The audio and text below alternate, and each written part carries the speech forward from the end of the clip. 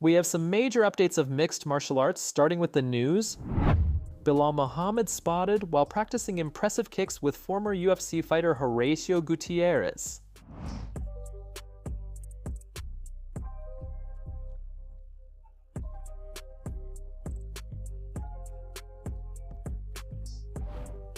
Seems like Paddy Pimblett wasn't impressed by Islam Makhachev's submission win over Dustin Poirier. Remember back in June when Islam fought Dustin at UFC 302? It was such a competitive fight, and in the final moments, Islam finished it with a choke to secure the win. Now, in a recent YouTube video, Paddy Pimblett didn't seem impressed by Islam's performance. In his own words, he said, obviously, Islam's sub was good, but it's just a Darce choke. It's a Darce choke. I transitioned from a guillotine to a triangle to an armbar from the feet. I still think Khamzat's sub was better. Khamzat against Robert Whittaker was a better submission. No one's done that to Robert Whittaker, you know what I mean? Poirier has been submitted multiple times before. I'd submit Dustin. No one submitted Bobby Green in like 12 years or whatever it was. Ronda Rousey shares a hilarious incident about her first encounter with Dana White. Recently, during an appearance on Chris Van Vliet's podcast, Rousey reveals that she was helping a friend and Dana White was wearing a shirt with her nude picture on it. After that, here's what happened. I was helping Manny Gamburion with his weigh-in, and he was wearing, I just did the ESPN body issue. Okay. And he was wearing a screen-printed shirt of me on the cover of ESPN body issue. Did he know he was going to meet you? I don't know. I mean, he was in just LA. wearing it. Yeah, he's just a fan. Oh, he's a big old mark for me. But yeah, I happened to be, but I mean, he knew that like all the Armenian guys were like my guys, and he knew that Manny was on the card. Like me and Manny, like we trained together since we were like little kids doing judo, and his coach and my mom used to train together back in the 80s. Like there's a lot of history there. So he must have known. He was putting it out there. He's wearing your naked body on his shirt. Yeah. Yep. That was it. But then from there, was it like, hey, let's figure out a way to get you in here, or where to go? Oh no, from there? I just asked him. I was like, hey, can I just have like 15 minutes of your time? Can I just like, talk to you? And when he was done with the weigh-ins, like he pulled me aside. He has like a like they call it like basically like Vince McMahon's office. It's like some room in the bowels of the arena where they're like, that's mine. And I just asked him about his advice about things. I didn't tell him you need to put women in UFC. We didn't talk about it at all. I knew in that moment it wasn't my job to tell him how to run his business. It was my job to make him like me as much as possible and feel invested in my success. Khabib's ex-opponent revealed what it feels like to fight him. Recently, Michael Johnson made his appearance on Overdog's podcast, where he revealed about how it feels like to fight Khabib. Back at UFC 205, Khabib fought Michael Johnson and got a third-round submission win, and now recently Johnson talked about that fight and said Khabib felt like he was fighting a middleweight because of his insane strength. Johnson said that his hands just couldn't work properly against Khabib's power, and during the fight, Khabib said something to him. Here's what Michael Johnson actually revealed about that moment. I was telling you to give up, right? Was that you? Yeah, I was like, you. Hit him with the backhand. Hit him with the backhand. Like, I'm still in it. I can't move, but I'm in it. Like, I don't know if I can give up. Oh, man. How good was he when you fought him? He's good. He's good.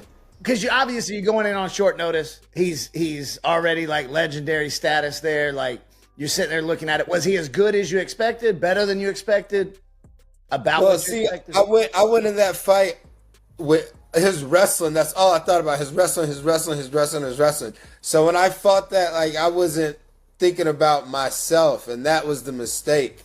Bro, he's good, strong. He felt like a middleweight. And that's a problem. Yeah, so I felt like I couldn't move, but he helped me get better. Because I went back to the gym and started working on that. So without that fight, I wouldn't be here. Right. Joe Rogan had some words on Daniel Cormier. On a recent podcast with USA Representative Rod Blagojevich, Rogan discussed how Daniel Cormier is a powerhouse despite not being the tallest guy. He praised Cormier's wrestling skills and relentless drive, calling him an insane tank of a human. Listen to what he actually revealed. Daniel Cormier, he does color commentary with me, so it's me and Daniel and this guy John Anik. We're all very tight. Daniel was a light heavyweight champion and heavyweight champion. He was a 2-division world champion and was dominating in a weight class that in Strikeforce, he didn't even belong in heavyweight. He's like 5'11". He's not a big guy. He's just such an insane tank of a human being. And his wrestling was so insane, and his just will was so insane. He was dominated 2 different divisions. He was a killer.